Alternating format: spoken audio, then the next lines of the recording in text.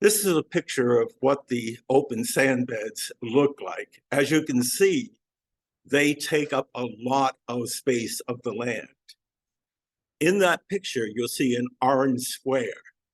That is where the focus of the archaeological dig was. The first step in that was to do test pits to sort of determine where a site might be. And once those test pits were done, then a determination was made as to what type of archaeological dig was necessary. So the initial survey was completed in December of 1999 by doing these type of test pits. And each test pit identified what was found and whether or not that was a place in which more material could be found. And during the winter of 98-99, the town hired the Public Archaeological Laboratory to conduct the archaeological site assessment. And the initial assessment indicated that there were artifacts on the site. As you can see, it was a very simple process in which they dug holes. They took sand or the material and just ran it through a screen, and whatever they found, they then took aside and determined whether or not there were any artifacts within it. This is a picture of the basins, the rapid infiltration basins, after they were completed. One of the questions that I've always asked as well, if I went out there, could I find any artifacts? No. If there were any artifacts left, the basins, basically, during their construction, those artifacts were gone.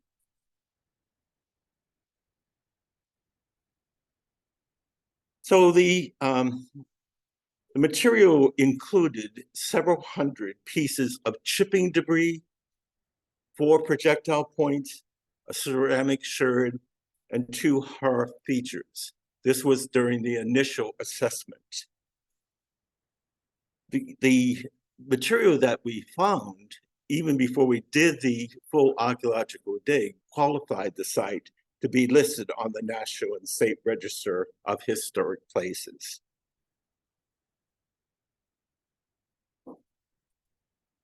This is a picture showing archaeologists busy at work. As you can see, a lot of archaeology is not labor intensive, it's a slow and painful process. And so as they dig a hole, they go down centimeter by centimeter by centimeter. And there were several holes that were dug, but it took a long period of time to do it because of the nature of the work that they're doing. They don't want to lose any artifact. They don't want to disturb any artifact until they know exactly its location horizontally and vertically within the soil. This gives a picture of one of the fire pits that was found on the site.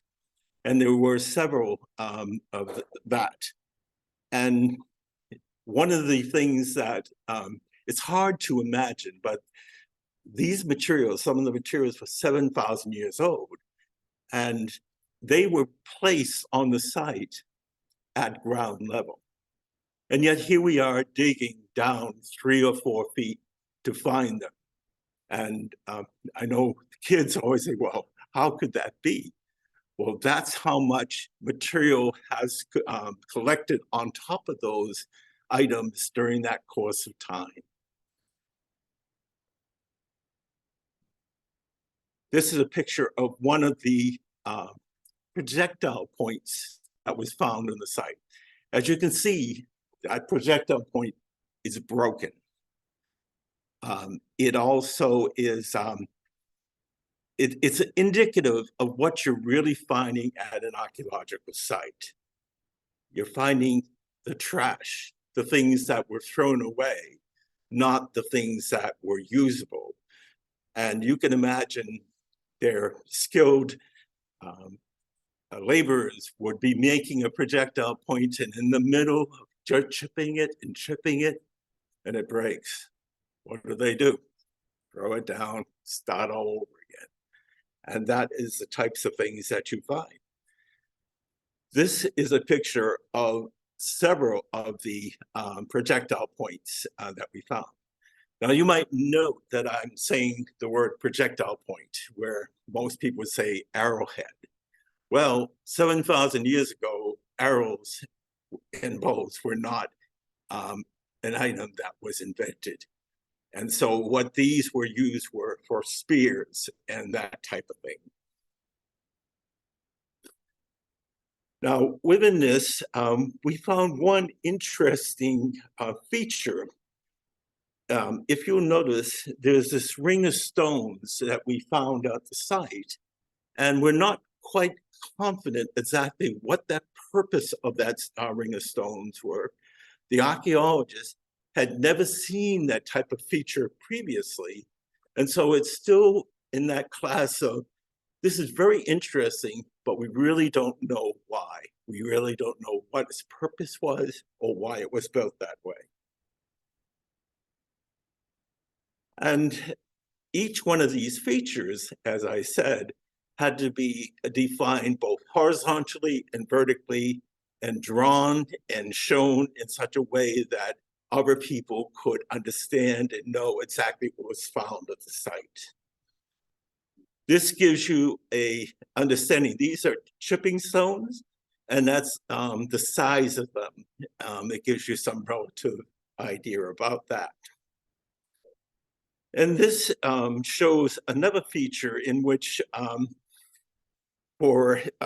the fire pit was built and the ground was all sort of collapsed around it. And again, another interesting aspect of the site that the archaeologists had never seen before. To give you an example, this is the type of housing that the Native Americans might have had during this time period. And clearly, most of that material would not survive. But what would survive are the wood posts that were in the ground. Not as wood, but it would be a discoloration within the soil that they would be able to discern. So one of the things that I was very interested in, I was in charge of the archaeology project, but I didn't want it to be something that was hidden away, that people would not know about and not have access to. And my thoughts were, here we have all of these artifacts that are being shipped down to a warehouse in Rhode Island.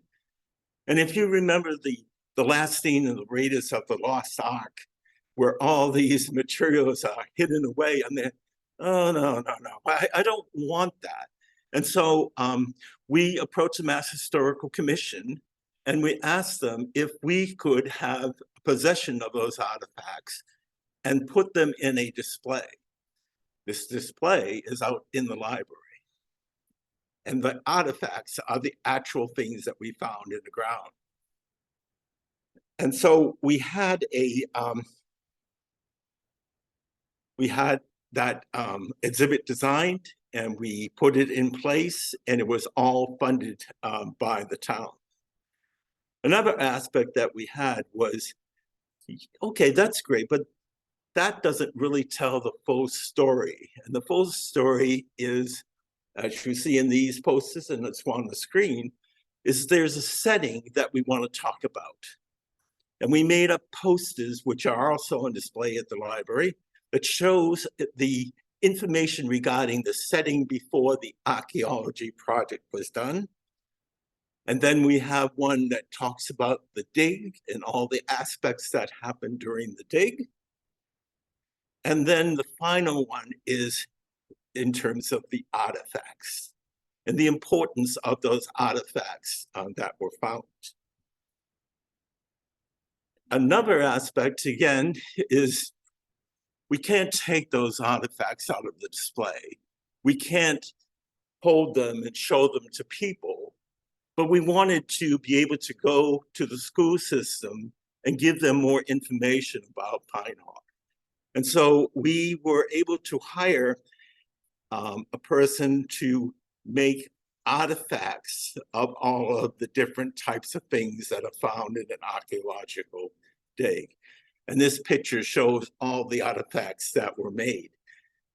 They're currently in the Discovery Museum, and I believe if you ask to see them, they can show them to you. The next aspect says, okay, this is great.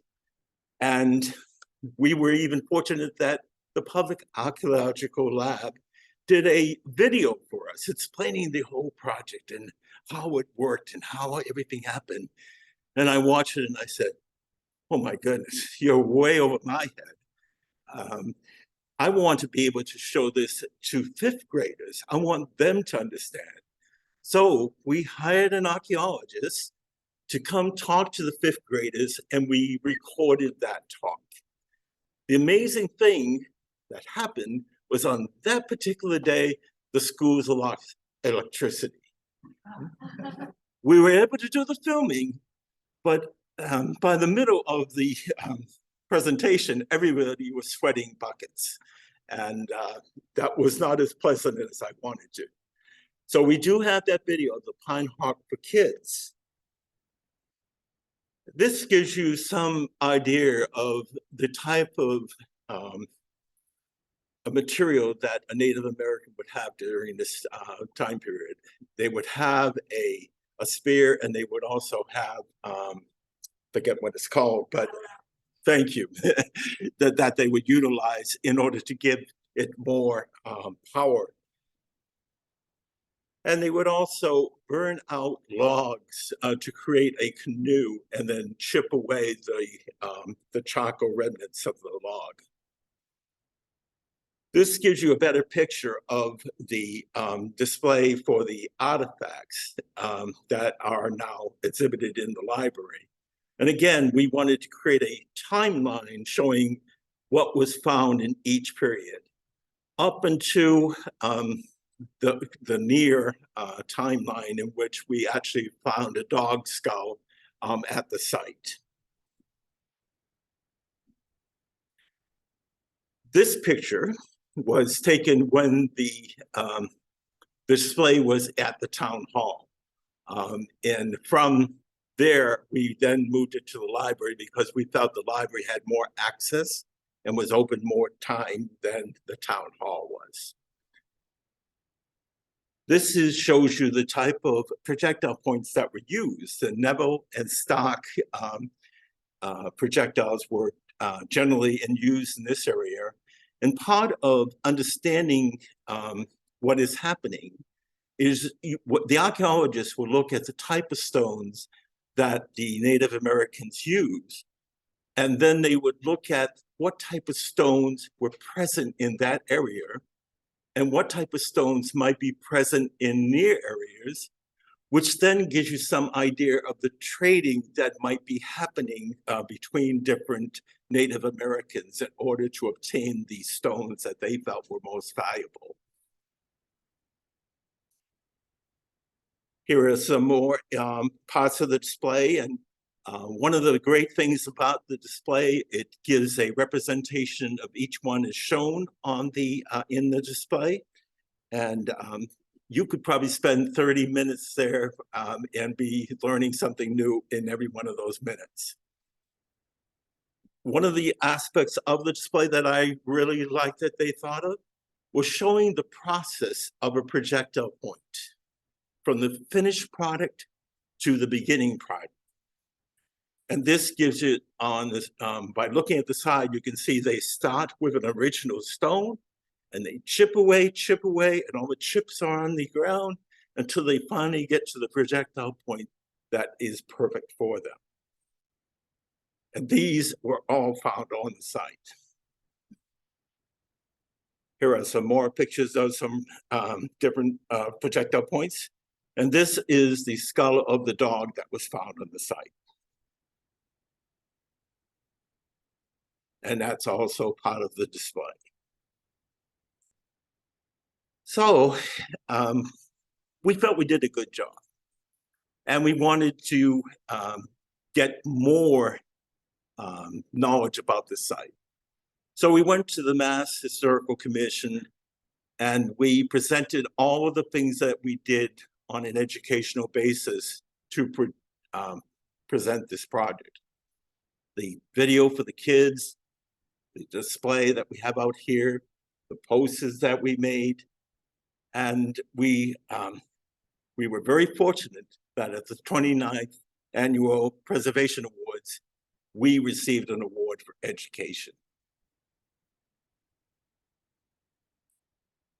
Now I want to shift the conversation a little bit, and some of you may or may not know about this, but we have a very wonderful trail for time in North Acton.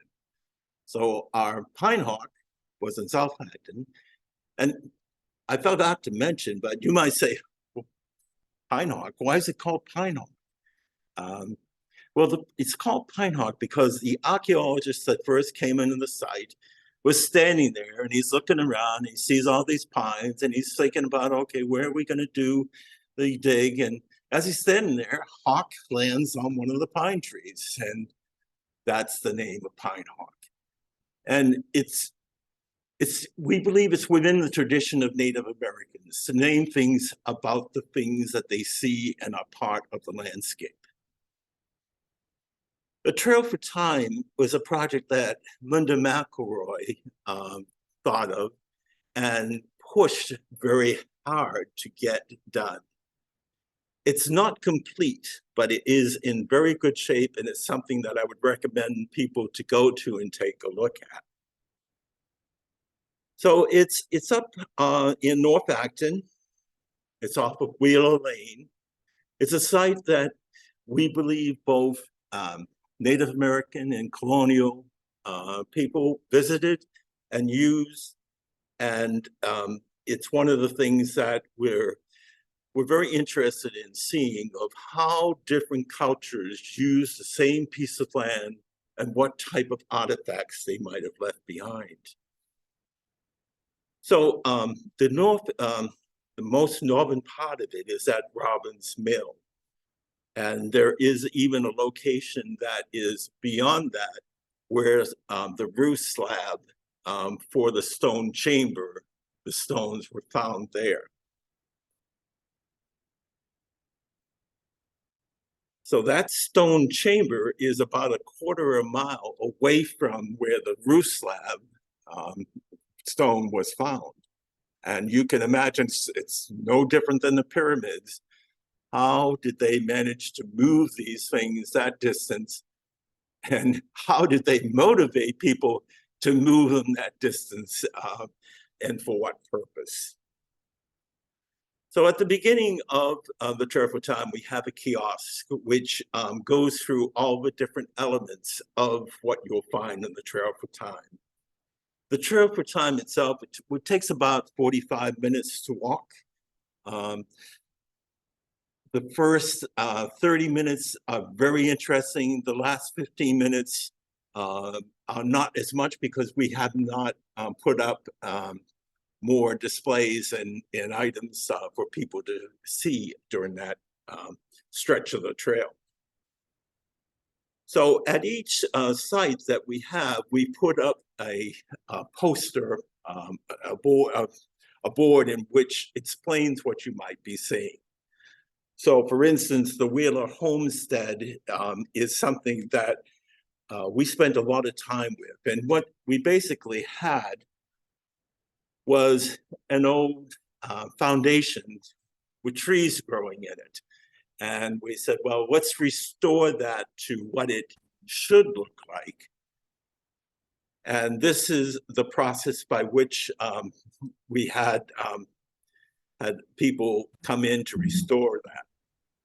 And one of the amazing things that no one was aware of is that it actually had a stone floor. So after we removed the trees and all the soil, we found a stone floor.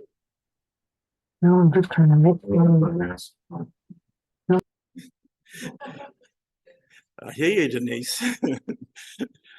And so that indicates to us the effort to put a stone floor into that type of structure indicates it was for storage, that they were storing grain or some other material there. And their old Robbins Mill, this is a picture that was taken probably about 70, 80 years ago, which showed what that house looked like before it was totally destroyed. The other aspect of it is we did some work in regards to we put in a footbridge, we improved the sluice gate going through, because essentially that's what was happening here. It was an old mill that was utilizing the water coming from Robbins Pond, and the purpose was it was a grist mill. And to try to put ambience to the site, we installed some benches so people could sit and reflect upon what they're seeing. It's a beautiful site, and this is a beautiful time to go there. So one of the aspects of the site, and I'll get to it more, is the stone chamber on the site. And I don't know if anyone has been on the trip with time, but there at one location is a stone chamber that you can squeeze into. You have to bend down, you get inside, you stand up straight, you put your arms out, and you can't touch anything. The chamber is very large and very interesting.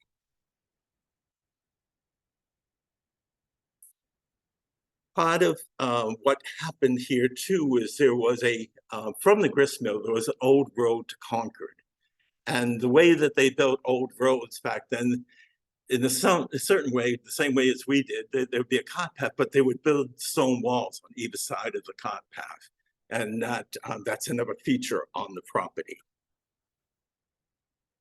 This shows the footbridge that we put in place at the old road to Concord. And at each site, we found what we believe are Native American remnants, and essentially stone piles. They're an interesting feature that we can't be certain about why, who, or where, because it's not something that can be analyzed in that aspect. But at each location, there'll be these stones, several piles, one stone upon another. And as we've talked to Doug Harris, who is a preservation officer for the Native Americans in this area, he's indicated that it was not dissimilar to what the practices that Native Americans might have at that time. Some spiritual or other mechanism by which they put those things there. The first one that we come to is we call it the blueberry stone pile. And the reason why we call it that is because there's a bunch of blueberries that are growing in that area. And again, in the tradition of Native Americans, we try to name things about what we see. So this gives you a little bit of an idea of what a stone pile looks like. It's interesting, but it's kind of it's more within your imagination of what is there, or why it's there. It's clear that, I know kids, but they wouldn't be just going around putting stones upon stones for no particular reason. They're there for a reason, and it's something that's beyond our full knowledge.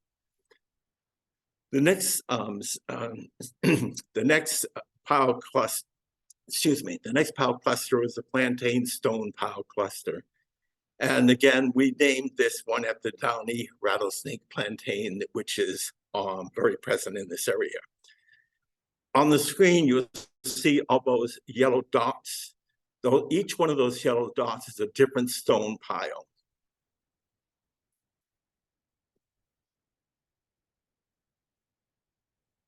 Then the next one is the Princess Pine Stone Pile Cluster. And this was named for all the princess pines that are there. Each one of these stone pile clusters have a different aspect. Some of them seem more random, and some of them seem to be more organized. The ones at the Princess Pine Stone Cluster seem to be more organized than the other ones. And then we come to the mills along the Neshoba Brook, and this is a kiosk that was put in place probably back in the 70s, and it's been there for all that time, and is part of what our trail tried to encompass within the whole spirit of what we were doing. The kiosk is made up of 3 different panels. One talks about the mills, one talks about the early American pencils. There was a pencil factory here. And how many people here know that Thoreau worked in a pencil factory? Very good. And the other one talks about what you can find beyond the bank.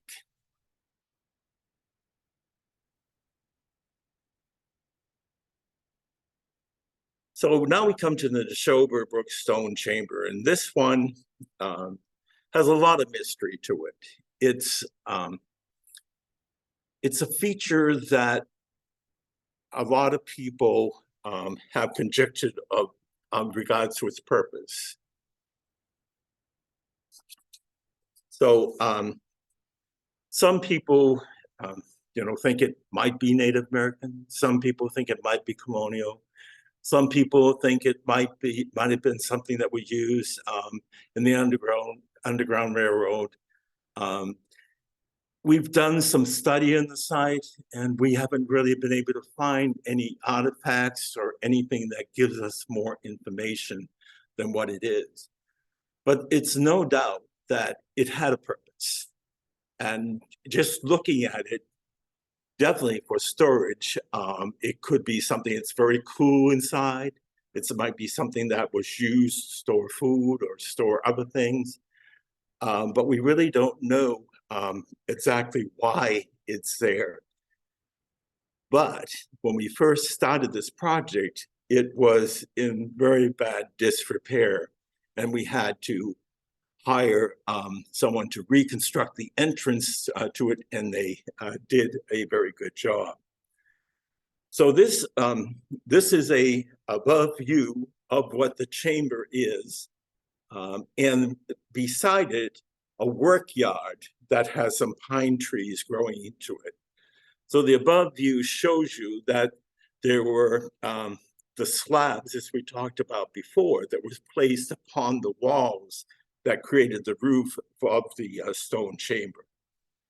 And this is what it looked like before we started repairs on it. And this area is where the work area for beside the stone chamber was done, and we did reconstruction there. This is what the stone chamber looked like after we repaired it.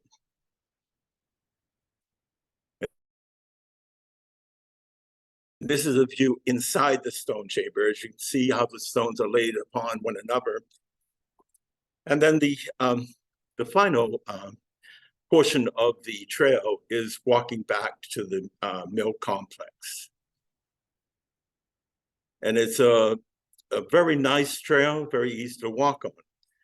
One of the things that, as I took these pictures, I happened to come across this. And it showed, to me, it shows obviously some kids put together these sticks to make a little enclosure for themselves. And to me, it speaks to our nature of us wanting to construct things and to put our footprint on the land. So with that, I'm more than happy to entertain any questions anybody might have. Yes.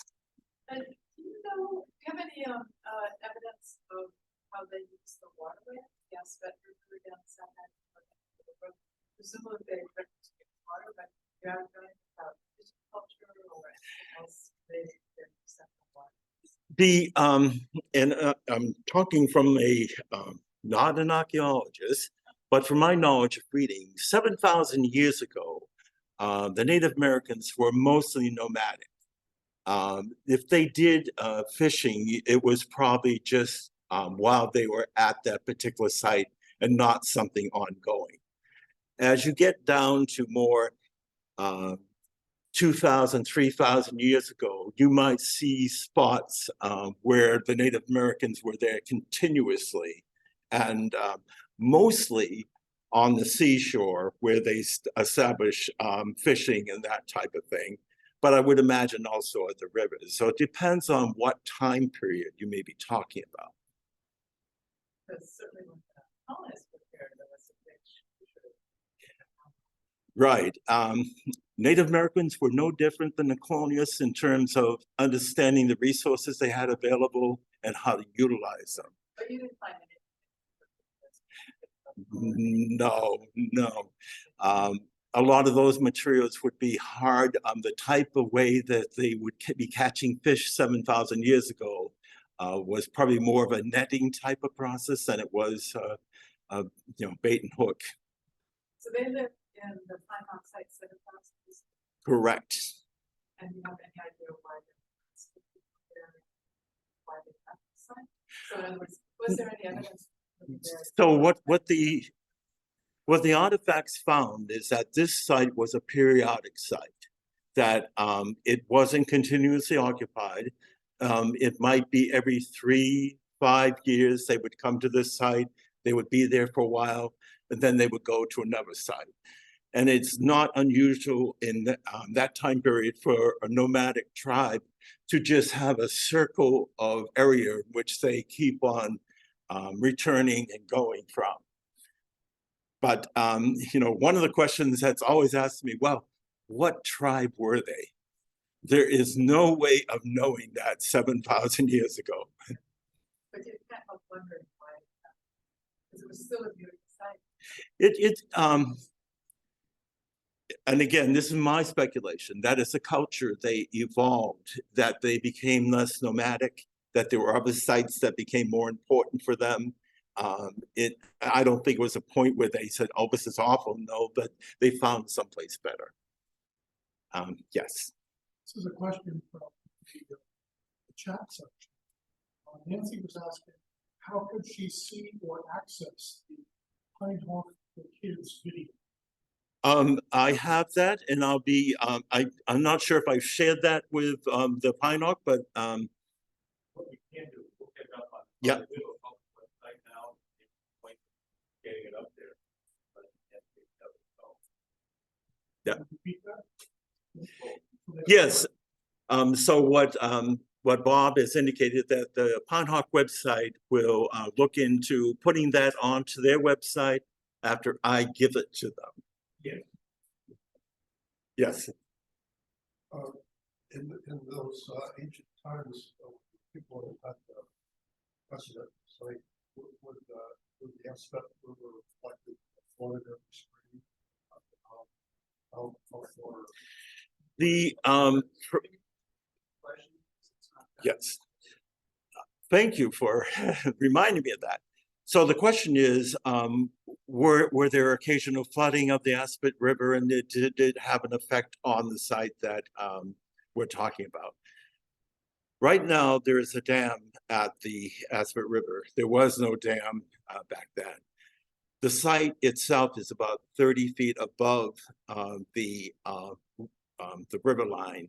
And so I think it's probably doubtful that flooding occurred for the site, but I can't say for certain. Yes. Another question from chat. David asks, he assumes that the migration pattern for the habitation sites was to control resource depletion and recovery. So the question is, were the migratory patterns of the Native Americans used to ensure replenishment and not diminishing the resources that they needed? And I think that's correct. We speak about the Native American culture. I mean, this is something that was that's done by nomadic people even today, that they move from one site to another to maintain their resources and allow them to replenish. Yes, Bob. Talk about the age of the time out there. Are there any age markers, artifacts, how long was that? How old a stone pile? Yeah. What Bob was asking is, we have a good idea in regards to the age of North Acton, and South Acton and Pine Hawk. Do we have a timeline for North Acton on the Pine Hawk Trail? And we don't. At some point in time, the town may choose to do an archaeological dig near some of these stone piles and try to find out if they can have any information regarding to that. My own personal belief is, because of the nature of the stone piles, that they're probably either concurrent or just prior to the European presence. But that's just my own speculation. Yes, Gary. Over the last 20 years, has there been any reanalysis of the site, Pine Hawk site? Particularly, let's say, that circle of small stones that was found and so puzzling at the time. Any new ideas about things like that? What Gary has asked is, has there been any reanalysis of some of the features that we found on the Pine Hawk site that have been puzzling? I personally don't know if there have, but clearly there have been many other archaeological digs that have been done in Massachusetts since then. And it's possible that a feature similar to that might have been found, but I don't have that information, Gary. Yes. This is kind of related. Has anyone found stone chambers? Yes. I believe there's one in Littleton or One in Boxborough. Yeah. Yeah.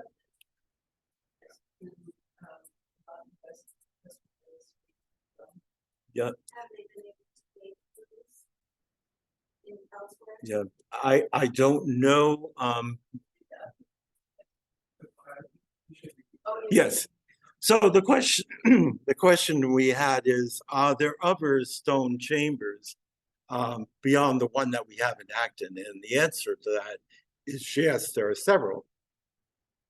In fact, my reading of it, that there are stone chambers very similar to what we found in Acton that are in Scotland.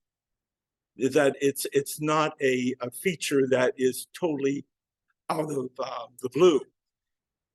The big question that you would have is, okay, what's the timeline? Well, one of the aspects that I have in my mind, well, those stone chambers in Scotland predate the colonial times. So why couldn't the stone chamber in Acton also predate it? I don't know, and we can't factually say that. Yes. If you don't mind me sharing, the NERA Association is with some money to do technique. It's called bioessence.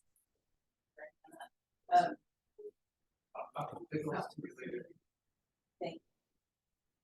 So it's basically testing underneath stone structures. So those things that I think was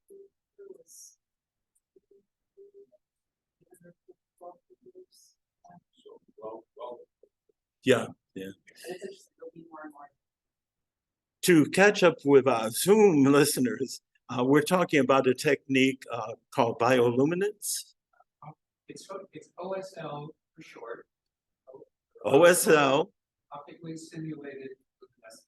optically simulated luminance. What measured last time the quartz saw sunshine.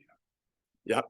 And so what it does is you can analyze the stone chamber using this technique in terms of the last time that rock saw sunshine and be able to date when that was placed there. And you were indicating 800 years for which?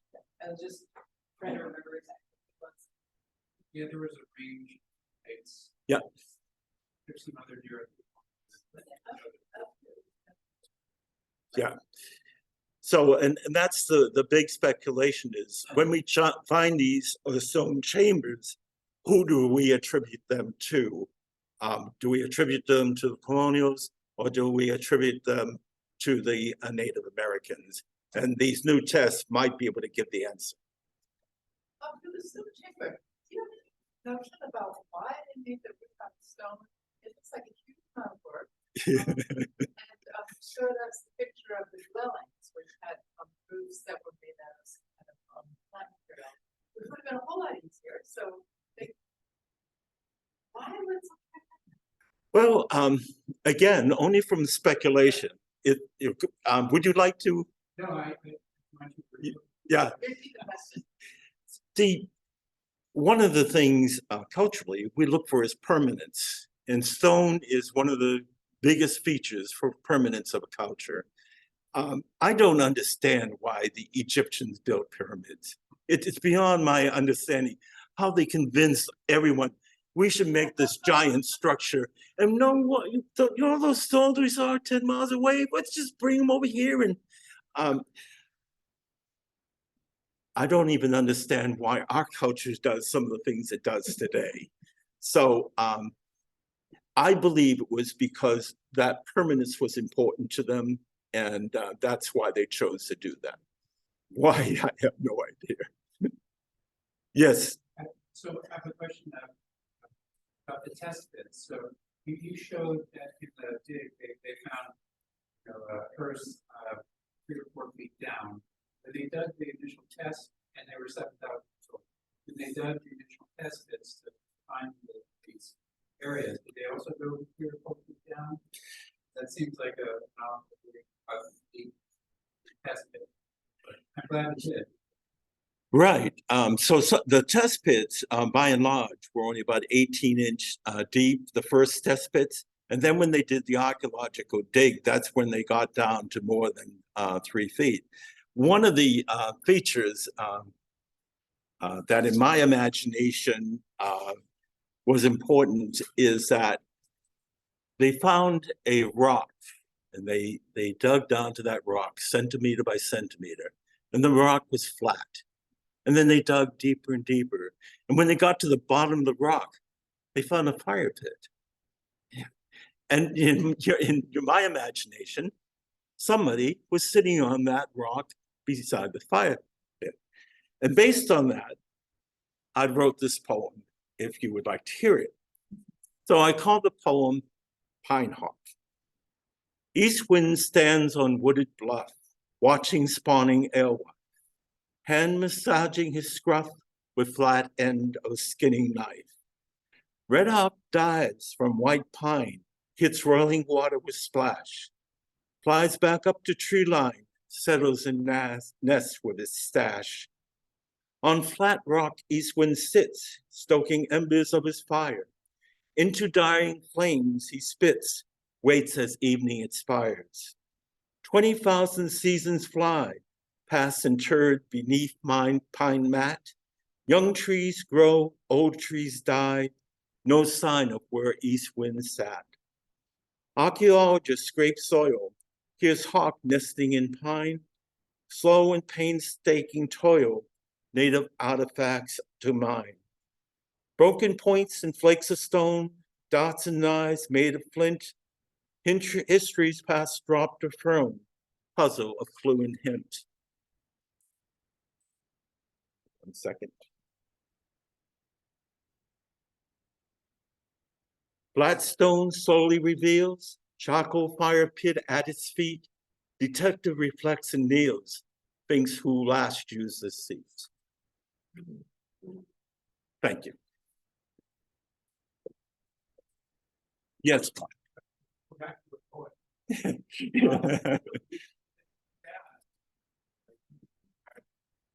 I will, yeah. A little off base, but you also wrote a poem. Yes. I was very fortunate, and this has nothing to do with what we're talking about now, but Gloucester is celebrating its 400 plus celebration. And I happened to write a poem for them that they chose to have me read on the Adventure schooner in Gloucester Bay. And the poem was called Norman's Woe. And if you know about Gloucester, Longfellow wrote about Norman's Woe, which is a rock in Gloucester Harbor, which during certain periods of tide can hit a boat. And a boat did sink called the Hesperus, and Longfellow wrote about it, and my poem was related to that. So I have to do something while I'm retired.